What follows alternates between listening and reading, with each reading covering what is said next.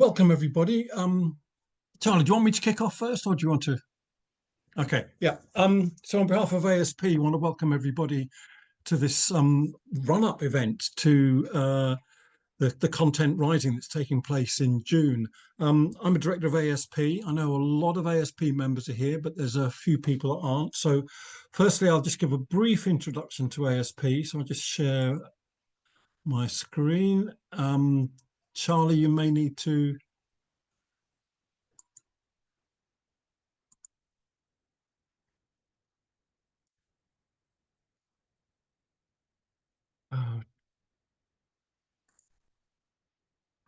Right.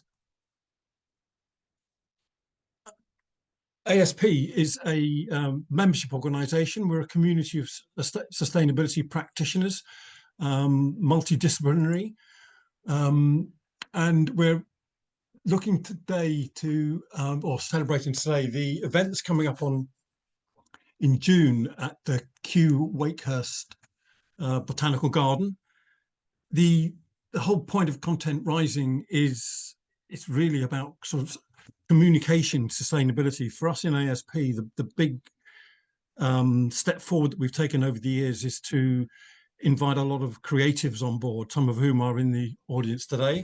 And we feel it's really important to start communicating the positive aspects of moving towards a sustainable future, and hence our support for Content Rising and the organisers, Charlie and Tasmin from Wilsome. Just briefly, the speakers involved. Here we go. There's quite an impressive range of speakers on the day. So I'm sure you're going to find some people there that you know. We're working particularly with John Alexander, Matt Golding, but I'm sure there's people there you'll see and be inspired by. So more about this at the end, but this event is part of the run-up for that. So really we're talking about how do we actually work with our own local place, because sustainability, although it's global, clearly we start with where we are. So with that, I shall hand over to Charlie. Or Louisa. Louisa, do you want to go first? I was muted. Sorry, I started talking. Yes, hello, I'm Louisa Dean and I work with the Naturesave Trust, which is based in Totnes in Devon. The Naturesave Trust is a charity that funds environmental, social and conservation projects all over the UK. We hand out about £100,000 a year to various different organisations. And we open for 3 funding windows every year, which all carry a different theme.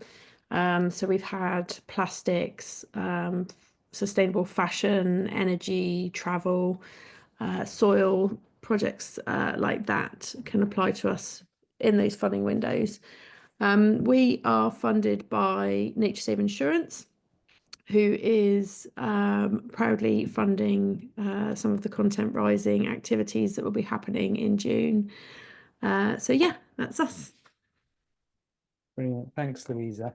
And yeah, very good to see you all. I know it's like loads and loads of introductions, but we'll get them out of the way and then we'll get to the to our 3 invited guests for today. So my name's Charlie Peverett. I know I've met quite a few of you before on some of these calls, and I'm really looking forward to this.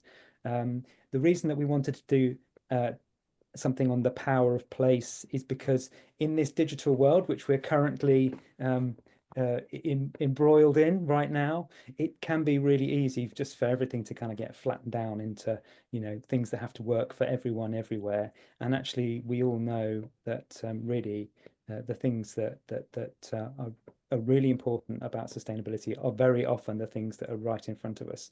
So we wanted to focus in on that, and we've got 3 sort of really interesting projects and people from those projects who can give us a little bit more, I think, insight into what it means, what it takes to get something going at a local level, and digging in a little bit to what what the communications around that kind of end up being like, if we can get to that. But they're all really interesting stories. I think there'll all be things that we'll have probably lots of questions about, and we're going to try and make sure that we've got a little bit of time at the end for questions as well.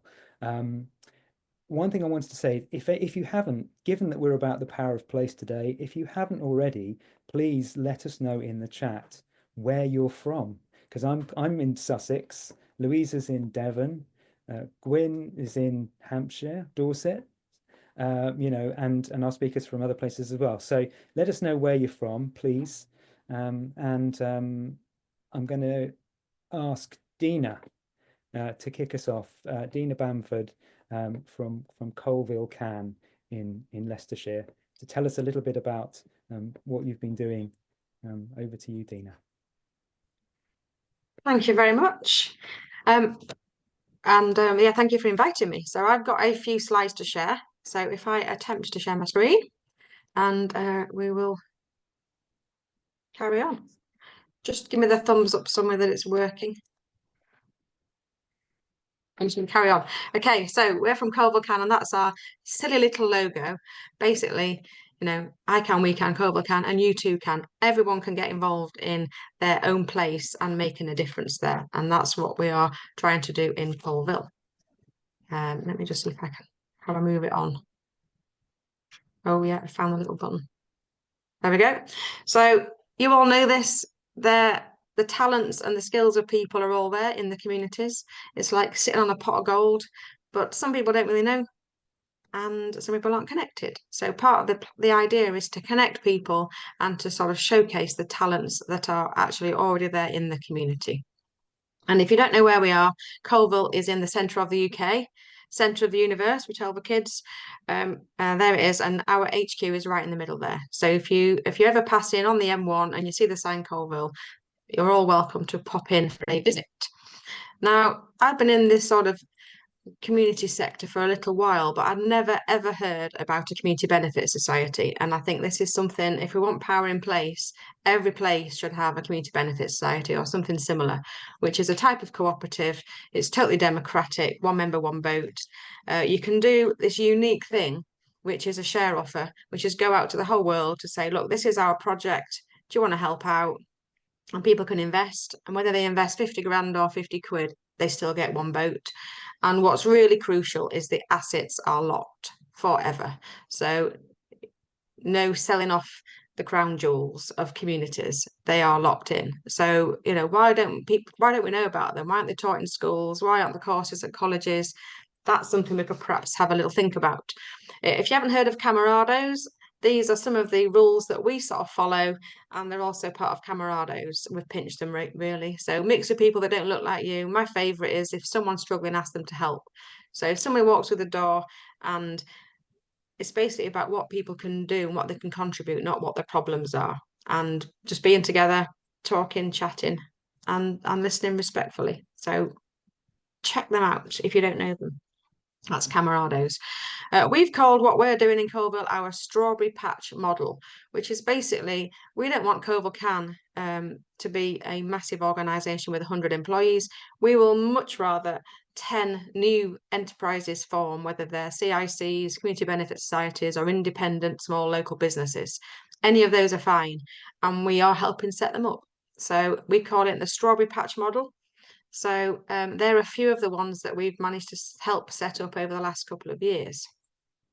Our little, another model for those that like models, we're looking at people and place and potential. And when you put them all together with the assets that are in communities, you get a strong community. And we called it leveling the playing field, because people need to have control of assets in order for them to do things. Otherwise, you know, nothing can happen. So when we're doing our like business plans and things, we, you know, put together something that looks a bit posher like this. So we've got 4 themes: buildings, connecting, people, well-being, and that's includes creativity, and also learning, which is about enterprise and innovation. A few points that it's taken us a while to get going. We must have spent 3 years just trying to find our first building, and that's because a lot of them are boarded up, or they've got expensive rents, or they're they're just knocked down or sold. And if we can't have access to some of these assets, then we can't make the money recirculate locally. We can't let people show their creativity and their talents. So one of our aims is to get as many of these buildings in the hands of local people as possible. And just imagine for a moment, maybe imagine your own community and think about some of the buildings that you know about that are there, that aren't being used or are boarded up or are locked up, and have a think, what would happen if people locally had access to them? What might they do in them? How might you make that happen? And I'm pleased to say that after a few years, we managed to do it. We have now this building that we bought in February 2025 for this total sum of 425k, 3 floors, a creative ground floor with a shop full of makers. People said there were no creative people in Coalville. We found 120 makers already that are showcasing their goods in that shop space. There's also a repair bench and tool library. There's a gallery. There's all sorts of things. And then the upper 2 floors are serving a school. We've got a special school in there. We've got a radio station, and we've got spaces for counselling and training and things like that. And it's now owned forever by the community. For those interested, just how we did it, the 475 was the actual value of the building. The patient landlord, which is what was needed, gave us a 50k discount. We managed at the last minute to get 250k from the community ownership fund. And then a local share offer raised 160k, including 100k from institutional investors. And for all of that, we managed to raise the whole amount that was needed. And this is just a sample of some of the things we are currently working on. It seems a bit mad. We're only a tiny team, but this is the old bakery. We're working on a cinema. We're working on a school of the future, Thinking Town. So there's all these ideas we've got, and we're just going to carry on working on them and bringing people together. I'm part of the We're Right Here campaign for community power. So if you've not heard of that, scan that code now and join the campaign. This is to encourage the government to give people more rights to access and own the assets in their communities, as well as run services. So yeah, please scan that if you're interested. And thank you very much. So Coalville C.A.N, that's our website. We also manage Think FC, which is a community CIC, and they develop tools for better connecting and better thinking, and you can download them from the website for free. I think that's it. Thank you. Amazing. I'll stop sharing. Thanks, Deana. I know from having seen you before, there is so much to talk about with Coalville C.A.N. I really appreciate that you've given a whistle-stop tour of that. But yeah, do visit the site and find out more after the call. But thank you so much. Polly, would you like to tell us a bit about what you do as head of wilder communities at Sussex Wildlife Trust? I'd love to. Thank you for inviting me. I'm going to now attempt to do the same thing, attempt to share my screen. Right. Okay, hopefully you've got a picture there. Great. Okay, so yes, I'm head of Wilder Communities. It's head of community engagement. And at the Wildlife Trust, I have a small team of people whose aim is to connect people to nature and empower them to make a difference. Just to give a bit of context as well, since you're from all over. So Sussex is down there on the south coast. It's actually 3 county councils. It's West Sussex, East Sussex, and Brighton and Hove. And it's very varied. Geographically, it's very varied. We've got 32 reserves, and we've also got terrestrial engagement and marine engagement as well. So just as a whistle-stop tour around Sussex, we've got through the centre, this dark patch is the South Downs National Park, which is chalk grassland, famous for some of its chalk grassland. We've got coastal communities, which can be fairly deprived, but engaging those with the coast. We've also got coastal communities that are very famous. So we've got Beachy Head. We've got Heathland, which is up in the north. So we've got a reserve up in the north. We've got Heathland. And then we've got a reserve as an example of some wetlands as well. We've over in Rye Harbour Nature Reserve, which is where this picture was taken, is where we've got our visitors centre. So it's a really varied landscape in Sussex, as in many counties. And in 2024, as a trust, we launched our new strategy, which takes us to 2030, about how we're going to engage communities, and it lays out a vision for how we're going to, support communities, make Sussex as rich in wildlife as possible. And we have various strategic aims. The one I'm going to concentrate on today is our connecting people with nature. So our aim is to connect 1 in 4 people in Sussex to wildlife, and 1 in 4 is a tipping point. If you connect 1 in 4 people in a community, that's a tipping point for a behaviour change model. So that's why we choose 1 in 4. It's actually an aim that a lot of the wildlife trusts across the country have taken to adopt as well.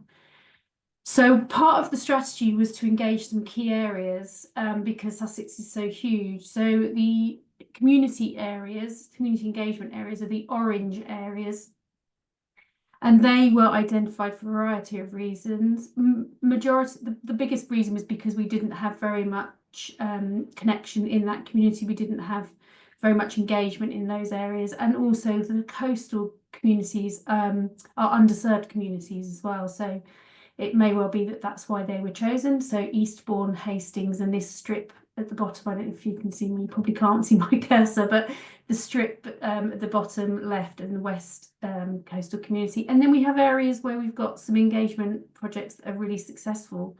So up in the north, this orange blob in the north is Crawley, which is a very urban area, but we have a really successful community engagement project up there that's been running for about 30 years that's funded by the councils and Gatwick Airport. So those key areas, we work everywhere, but those are key areas to sort of focus our attention, as it were. As a team, we focus on this behaviour change model when considering our engagement work and thinking about where people might be on this journey. So this See, Do, Learn, Influence model was developed by a project that recently finished called Wakehurst, Sussex. It has got a marine theme, but within the pictures, but it obviously suits any project that we do. And we are always, in our plans and in our offer, we are looking to see that we have offered something for each of those 4 areas. So wherever people come to us on their journey, we can hopefully help and support them. Ideally, supporting people to get to that influence stage where they are taking action for nature, positive action for nature, independently of us. So what do we do? So in that See, Do section, we might be looking at doing various activities and events. So this picture is a photo of an event that we did in Littlehampton, which was an introductory to bird spotting. So getting people connected with bird life is actually a really big challenge. It can be quite intimidating for people. So this introductory session, it's free, it's for an hour, it's on a Saturday. It teaches people how to use binoculars. And my colleague Jack, who does it, he's really good. He knows so much about birds, but he will just pick maybe 3 or 4 and he'll explain where to look, and it will be people will be successful. You're guaranteed to see them. So it really gives people confidence to get on that ladder of engaging with nature, and hopefully they will go on to do other things. We also give advice. So when it's that See, Do, Learn, Influence, the learning aspect is really important. So this is my colleague Hugh. He has a group of officers that will go out and give advice to grassroots community groups or friends of groups. People sometimes just have a patch of woodland or a pond or even just a hedgerow, and we'll go out and we'll give them habitat advice. We might be able to bring some volunteers along, and we'll go back and visit them, maybe help them with their management plan. So again, this is when people are on that journey, really starting to look to us to help them take action for nature and make a real positive change in Sussex. And citizen science training is really, really important for us to support communities in this. So this is a photo of a shore search group. So shore search is where people we do surveys on the coast, and the shore search surveys take surveys between high tide and low tide. And they are a really good indicator of the health of the marine life at sea. So we train people to do surveys, to do identification, and this increases their skills and knowledge, but also increases our data collection to help drive conservation measures in our marine environment. So this is a really empowering thing. And when people start doing citizen science and this type of thing, we're really looking at them becoming influencers. They can go out and do this on their own, or they can help other people to do it. And actually, the gentleman on the left is a volunteer, so he has become a real influencer for us. So connecting people to nature can be really challenging, because people often aren't quite sure how they can help or what they could do. So what we've learned and how we'll be working differently as we move forwards is that we are starting to look more about helping people to identify, if they're not quite sure what to do, maybe give them a key species. So our nature recovery team has key species that they look at, that they're trying to support in Sussex. So we might support people with saying, well, you know, what about this key species? What about swifts? If, you know, if people can connect with swifts, then, you know, that helps all of the environment.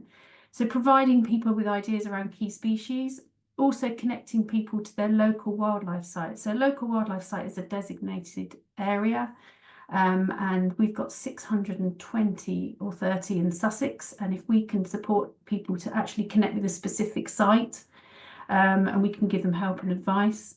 And also networking as well, because networking with other groups that are in a similar position to you obviously helps, but we can facilitate, we're going to be, you know, we facilitating that obviously helps as well. This is an example of a community project that we're doing at the minute. So this is Deana Nature Reserve. It's an urban nature reserve. It's right in the middle of Brighton. You can't tell from this beautiful picture, but it's actually a strip of woodland next to a railway line. It's very noisy. And this group of people is our youth rangers. So they are a relatively new group, and they are part of a project that we're doing where they get very involved in the management of the sites. So they do surveys, they built these hazel fences. There's actually a pond there that they've helped maintain. They do GIS mapping of the site. They do some of the social media for the site. And we're hoping to develop this project where community groups in the area can also become much more involved in looking after this site.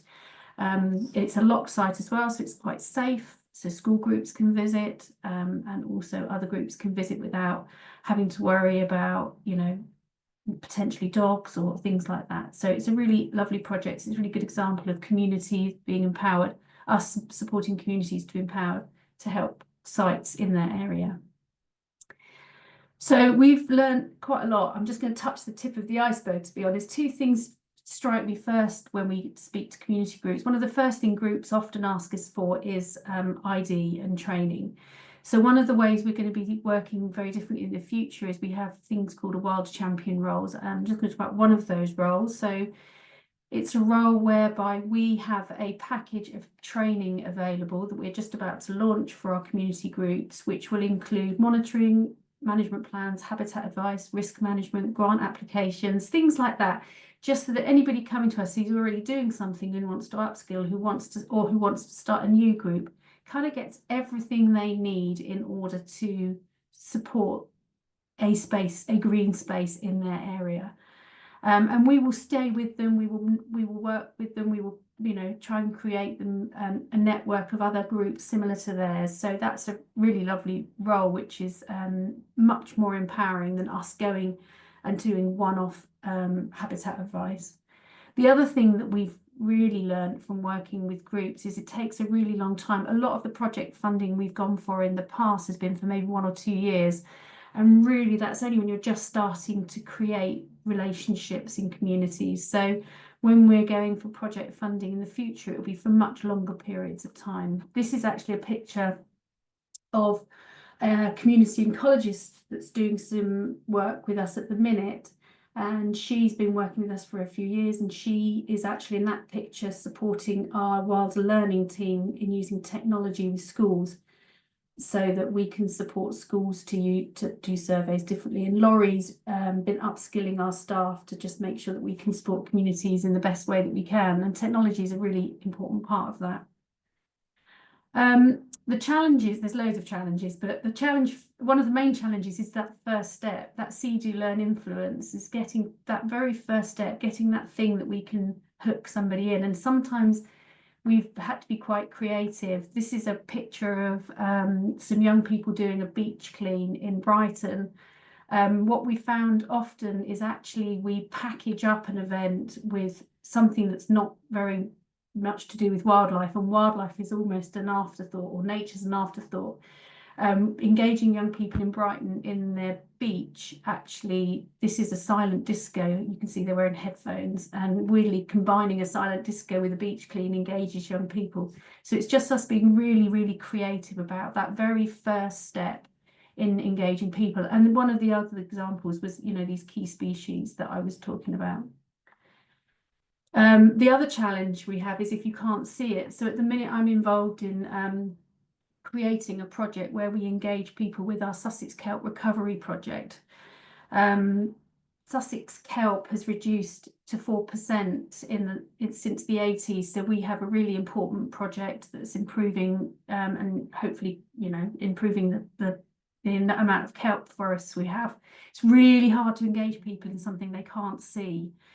And so one of the things again is this idea of a key species. So on the beach, you're quite likely in Sussex to find mermaid's purses, like this little boy's found. You can quite easily identify that. There's lots of different types, but early engagement, we don't have to worry too much about that. All we need to teach people is that if you find something like this, it means that we have rays just off the coast of Sussex, and that's really engaging and much more successful, I think, than trying to explain something hidden that people can't see. And the third thing is Sussex is huge. It's really big. It's a really big place.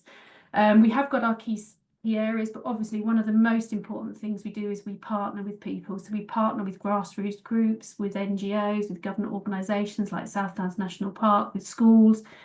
Basically partner with as many people as possible so that we can have as much of an influence as possible.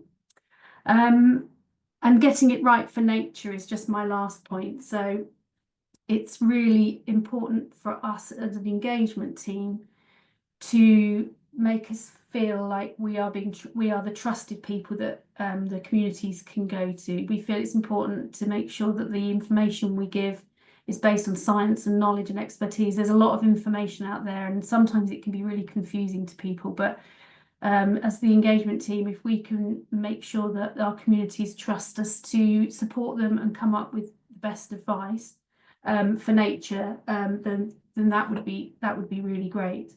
And my very last picture, as someone who is at the beginning of their journey of learning wading birds, this is a spoonbill, and I really love it.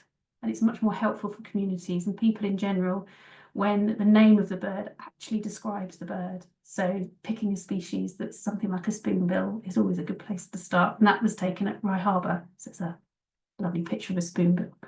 So that's about it. I think I could ramble on for days about engagement, but that's just the tip of the iceberg. Thank you, Polly. That's brilliant. And I should hold my head up and say I do work with Polly now at Sussex Wildlife Trust. So as many pictures of spoonbills as possible. It's always good. But thank you, Polly. We're going to move quickly on to Carolyn. And then after that, you can, if you're holding questions and things to say, we can let it all out in about 10 minutes. So Carolyn Doyley is joining us from East Marsh United, which is a project in Grimsby, which I first heard about through John Alexander, who connects up Coalville C.A.N as well, and this emerging network of incredible practice that we can see in all different places across the UK. So we've asked Carolyn to come and speak to us in her capacity as Greening and Renewal Lead, and she's going to tell us a bit more about East Marsh United. Thank you, Charlie. I have no slides, so you're going to have to use your imagination here. So picture an area that is gridlocked with terraces, lots of concrete, very grey, no front gardens. That's our community. So East Marsh United began in 2017 looking at cleaning the streets. The famous quote from our CEO, Billy, was, "Help isn't coming, so we've got to do this ourselves." So we cleaned the streets, we saw the conditions that people were living in, we bought houses and do them up to make sure that people are living in decent homes with a decent landlord. And our tagline is growing our East Marsh home. But we realised that home isn't just the house. Home is the environment that you're living in outside of the house as well. So we started the greening journey by planting 30 trees in our local park. And the community got involved, schools came and they planted, and an arborologist from Wales came and he did lots of different activities with the children while we were planting. So we thought, great, right, we've got the 30 trees in. People said they won't last, they'll be vandalised. We had our first tree vandalised yesterday and we're 2 years in. So we are, on the one hand, gutted by that, but we're also very pleased that we've had no problems for those 2 years. So when I started in my role as greening and renewal lead, I thought, right, we've got the park, we'll go into the park, we'll have a Friends of the Park group and we'll start there. We planted 1,250 bulbs and it didn't scratch the surface of the park because it's so huge. So I thought, right, we need to bring it in and make it smaller before we grow out. So we had a word with the vicar at the local church. They've got a very small garden and we got some funding for a potting shed and some planters. And we potted up the planters with vegetables. And it was a case of encouraging the community to come along, take a handful of tomatoes home for your tea, pick some lettuce and some beans and just help yourself. But we haven't got much room. So on the one hand, it's better because it's not huge, but we haven't got a great deal of space. So we're looking for funding to turn part of the car park into a community space with a wildflower meadow, seating and a fruit garden so that people can sit, nibble on fruit and pick flowers and enjoy that environment, excuse me. And also, because we haven't got much space, we're going out guerrilla gardening, creating little pockets of joy. This is an idea from Carolyn from Abundance London, and we're doing our first one on the 16th. So we're going out, we're creating little mini gardens in disused areas, putting our symbol in saying created by East Marsh United, and then hopefully members of the community will become responsible for those patches and they will take care of them. So we're working our way out gradually, but this is a very disconnected community. It's transient, people don't stay long often. You have a core of people who've been there for generations, but the majority of people are passing through. So they're also disconnected from the town because the area is demonised by the local press and on Facebook. So we're trying to take the marsh back to when it was a salt marsh and a very important defence for the town. The fishing industry, that is what people consider their history to be. And when that went into decline, it left the town traumatised. And we want to say that there was more before the fishing industry. So the salt marsh was incredibly important and we're aiming to re-marsh the marsh. So we're educating people through creative writing workshops. We're looking at our birth trees and writing poetry and stories based on the legends and myths and the botanical aspect of those trees, just to get people connected with nature in an imaginative way. And we're going to then, we are in the very early stages here, so I'm talking about future plans, but we're going to be looking at the flora and fauna of the East Marsh, that otters and egrets and inhabited that space so that people can try and picture it, just like you're trying to picture the East Marsh now. People would try and picture the salt marsh as it was, where the River Humber would wash in and wash out twice a day. We're very close to the docks, so what we're trying to do is create green corridors going back to where the marsh came from. So create green corridors through the marsh and link up all areas of the East Marsh. Yes, the fishing industry was very important to Grimsby, but it's not there anymore. So what can we do to acknowledge that, but move forward whilst looking back at what the area was and what we can do?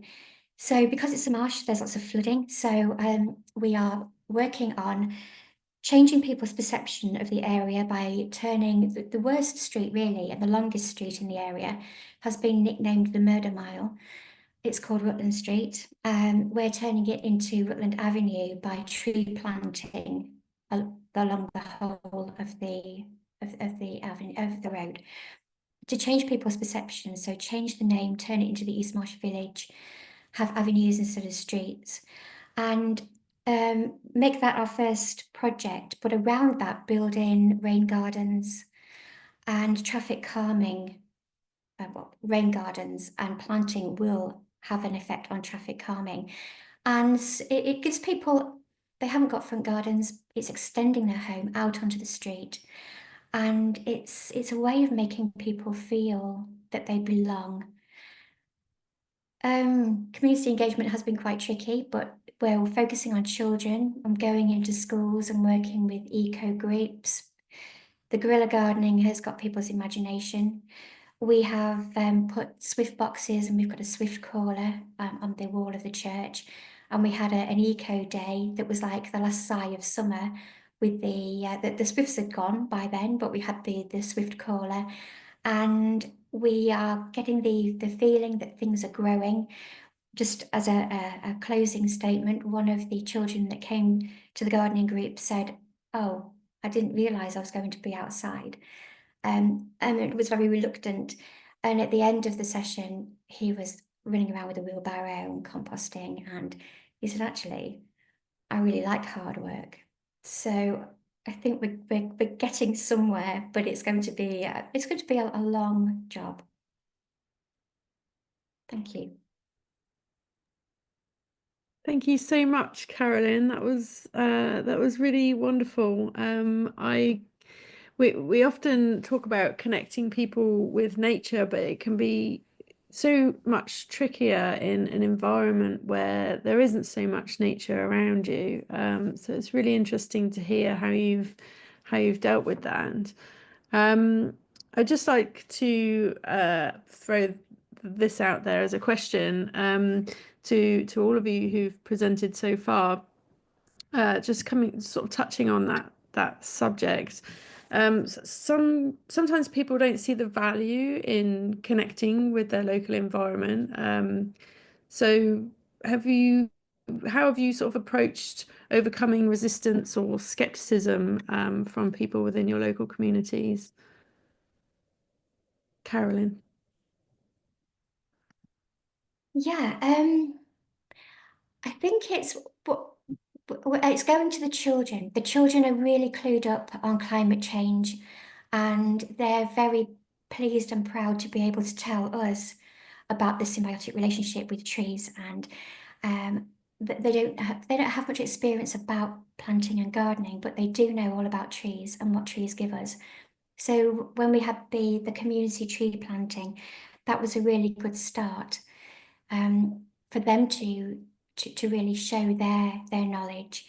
And they were very keen to say as well that in years to come they can point to that tree and say, "I planted that tree." And we take them back into the park when we have a group of children. And the trees were 8 years old when we put them in, and the children who planted them were around 8 years old. So we made that connection and say, look how tall this tree is, but look how tall you're getting. What's happening to the tree? What's happening to you? What will this tree see in the future? What will your future? So making it really real for them and connecting it to their own lives has been really important. And on the back of that, we've had the gardening groups where parents come with the children. Now, the parents aren't so keen to get involved, but we always offer food, and that is in that community, that means a lot.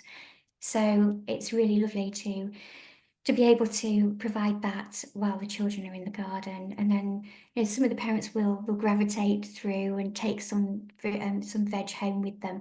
So it's making it real to people's lives and starting with children, I think. Yeah, I think that's really key, isn't it, as a way in. Deana, do you have a comment you wanted to add? Yes, just to add to that, really, it's slowly at the speed of trust, which is very, very slow. And it's not about us wanting to impose our particular interest. It's actually allowing people to have their own interests, which might have nothing to do with gardening or anything. We've recently just started a litter picking thing, and I think I've maybe avoided it for a little while because it seems so simple, but actually it's working really well. People can get involved and anyone, for a start, anyone can get involved. We've committed to do it once a week at a certain time, and that's then leading us to be able to connect with other people. It's leading to conversations about how to improve the place. So one example is by litter picking, by walking into town, we've found areas where there's loads of fag ends. So fags and flowers has been born as a bit of an idea. So gradually people start talking about fags and flowers as the idea being some sort of container that holds things, that is decorated. You start talking about it, and then things will happen and people will join in. And the local building society, they've said, well, we can't walk to work on a Wednesday, but we can on a Wednesday afternoon go and pick the square. So they've committed to, when they close their bank at 12:30, they will do a little litter pick at the square. And gradually we'll pick people up because we'll stick to Wednesday, walk to work on a Wednesday. Or there's a guy who's going to do he's just retired and is going to do a session at 9:30. But just making a thing about it and making it regular, and then people gradually joining in. Hopefully we'll have the whole town covered in plants and all sorts of things. But it all started from this little litter picking. That's fantastic. Yeah, it's really lovely to hear about how you're engaging people. We've got a question in the comments from Simon Donovan, who's really interested to hear about guerrilla gardening, specifically how you identified which bits of land to target and whether there are any permission issues and or support from the local council. Thank you. Yes. Yeah, we did a tour of the East Marsh, and we identified some sites. We didn't know who the land belonged to, so but it was in an area where there's a lot of social housing. So I contacted the social housing lead, and it doesn't belong to them. It belongs to the council, but the council have said that we can plant anywhere in the park and plant anything we like. So we are actually going down the route of asking for forgiveness afterwards rather than asking for permission. And it's that subversive quality that people are really latching onto and liking and thinking, right, okay, we're doing something a little bit subversive here. So people are very excited to do it. But with something, the attitude that we're taking at the moment is, I can't imagine that the council would be against making somewhere look bright and beautiful. There are only little areas and little pockets, but that can make a big difference. And they're in parts of the East Marsh where people do pass through quite a lot.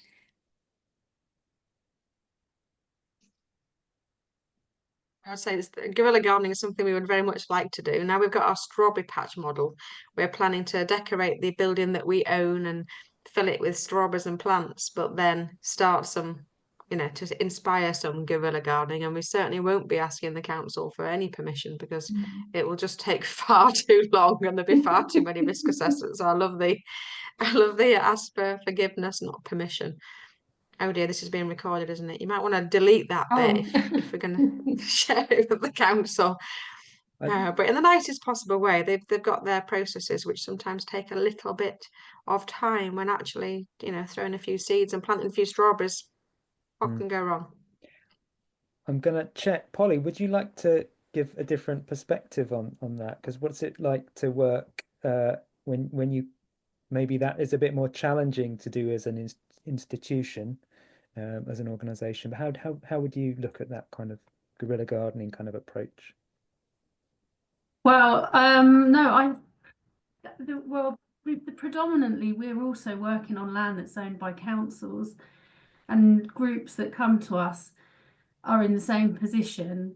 I think councils are very amenable in general. If someone says they want to look after that green space, it's very unlikely that they'll say, no, don't leave it, we want to look after it. I think they'll probably bite your arm off to look after it.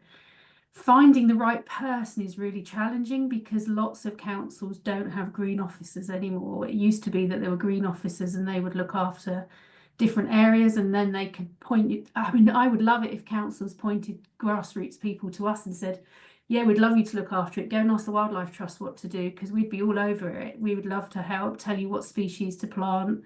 And it might be your Wildlife Trust might be able to do that, or they might already know somebody. Parish councils also end up with sort of not stewardships, but sort of responsibility for bits of land. So they're always a good person to go to. They're a lot smaller. They're not as unwieldy to kind of talk to and navigate. And they're often really happy if someone says, oh, we'd love to look after that bit of land as well. So the only slight hesitation would be the wrong plant in the wrong place or the wrong tree in the wrong place. So that would be the only thing that I would be trying to find out. Is it, you know, we want to make it for the best for wildlife. So I'd be looking at what species, you know, are there bats passing through, are there swifts passing through, what's the best thing I can plant in that place that's really going to make a massive difference. But my experience is councils in general, as long as it's not verges and roadsides are a bit, they make me cringe a little bit, but it's more about your safety rather than the safety of nature. I think in general they'd be worrying about, but that's my experience. I don't, you know, hopefully it's not dissimilar. And I was going to say as well, if you get housing estates, they're often managed by housing associations, and housing associations often have money to look after the green bits but not the expertise. So I would go to housing associations and say, you know, that big green bit by the side of that tower block, they might even give you a bit of money to do it. So housing associations sometimes are quite good to approach as well.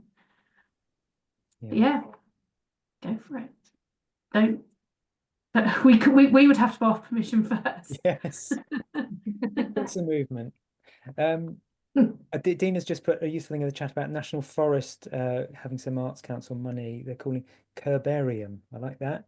We almost had the Rebel Botanists on the call today. Unfortunately, they couldn't make it, but I think that's all about, yes, what you can actually find in the cracks in the pavements, and we can all enjoy the metaphors for this. I think I did want to point out also comment that maybe touches on something that lots of us are going to be feeling at the moment from Martin. So in a period of pretty grim, frustrating news, I find it's important for my own well-being to hear about, contribute to great grassroots initiatives like these, a sense of communities doing something, having a positive impact, however small or big it might be. So yeah, thank you, Martin. Amazingly, it's already 10 to 1. Deana, I know you might have to skip off just a little bit before 1. I wanted just to ask before you go, if you've got time, and to Carolyn and Polly, have you got any sort of things that you would share with other people trying to get things going in terms of, you know, I definitely do this, or I would definitely not do that? Do you have anything that's, you know, in your minds? Let the shipwrecks be your guide, Deana.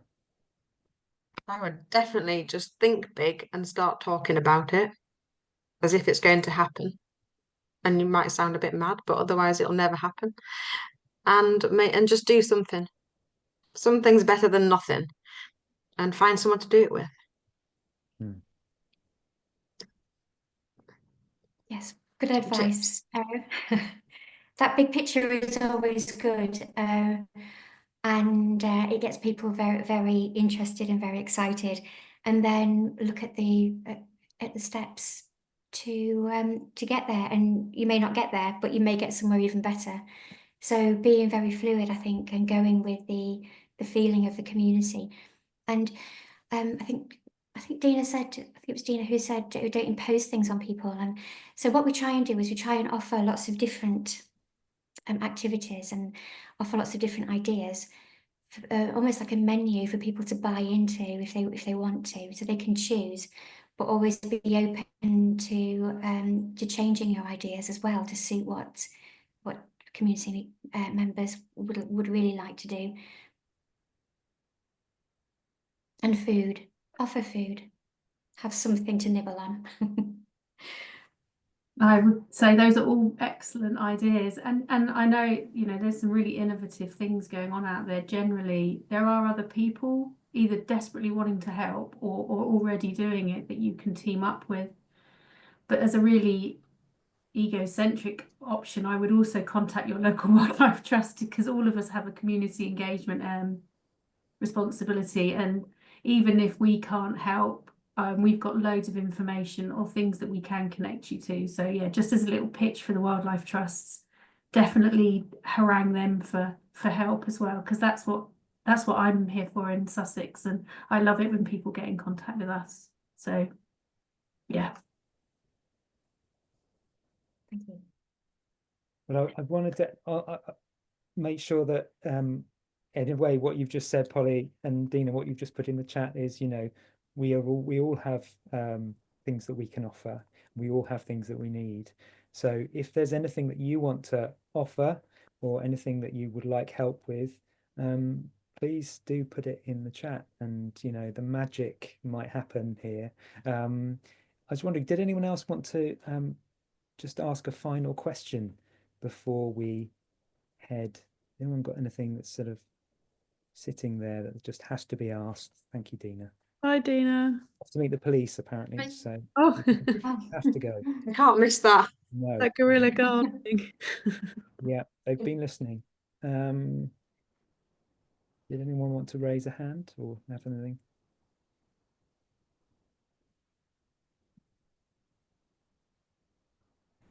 I've got a question. As well as contacting your local wildlife trust, do you have any sort of tips for people to find other like-minded individuals who want to do something? Because often people are kind of alienated in their communities, or they feel like a lonely voice. So what would be the best ways for people to connect with others, or ways that you've found that have worked? Is this for me, The Louise? best. Oh, yeah. Oh, sorry. It's either is Here we fine. go. Either. I'm just going to say that the best the move we made really was connecting with the local church and the church community, which is very small, but we had and there's a youth club attached. So the church and the youth club, they people were just sitting there waiting really for something to happen. So that was a good way in, but also with schools as well. That was a good way in for us too. Thank you. Polly, do you have anything to add?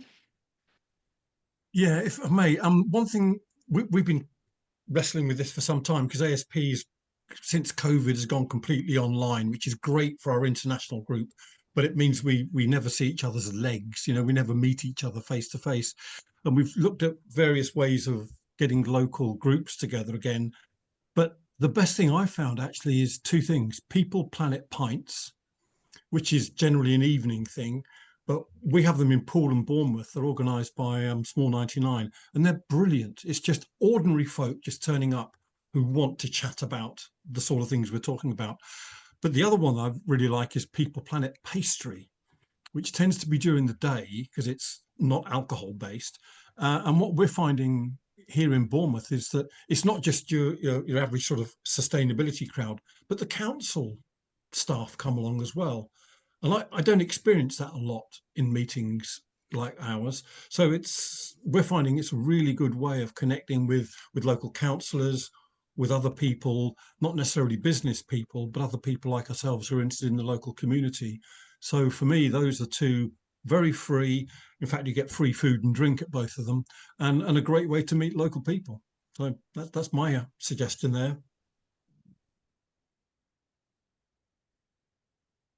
I'm not sure, Gwyn, if that was a segue into saying that you could also come and meet everyone at Content Rising in June, but I'm going to take the opportunity, if I may, because we are nearly at our hour, and let's see if I can make the. No, of course it doesn't work. We don't need slides at this point. But yeah, if you are interested in joining 250 of us in a meadow in Sussex, we will be there on the 12th of June, and there will be conversations like these.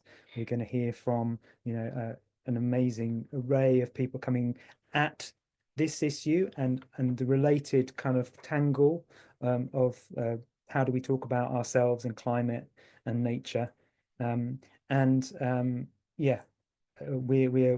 we're putting on something I think that we'll all remember. Whoever manages to get there will remember. So if you're interested, please have a look at Content Rising, and book your ticket before the end of the month, because the price goes up at the end of the month. This is a way, I guess, for us to get together. It's having these calls, and I want to say a big thank you to Gwyn, because really this is the 4th call that we've done with Gwyn and Julia at the Association of Sustainability Practitioners, and I'm always quite surprised by what a kind of feeling you manage to get on a Zoom call, which is not always the best feeling, but we always manage to get a really something really rich and valuable out of this time together. So I wanted to say thank you for that, and to Louisa, who's joining us the first time on this call, but we'll have another one in a month's time around financing the future. How does green finance work? How do we get the money flowing into sustainability that we need? So we've got more Zoom calls if you just love Zoom, but we've also got our get together in June at Wakehurst in Sussex. So it would be great to see you at either or both of those. But thank you very much, in particular to Carolyn and Polly and to Deana, for contributing today. I know that we've just had lots and lots of stuff all kind of probably going around our heads and things to digest, but we're really grateful to you. Thank you. And we'll see you, I hope, next time. Thank you. Thank you. Thanks for having me. Thanks, Charlie. Bye. Thanks, Jasmine, for sorting this all out. Brilliant. Great initiative. Good to see you. Thank you.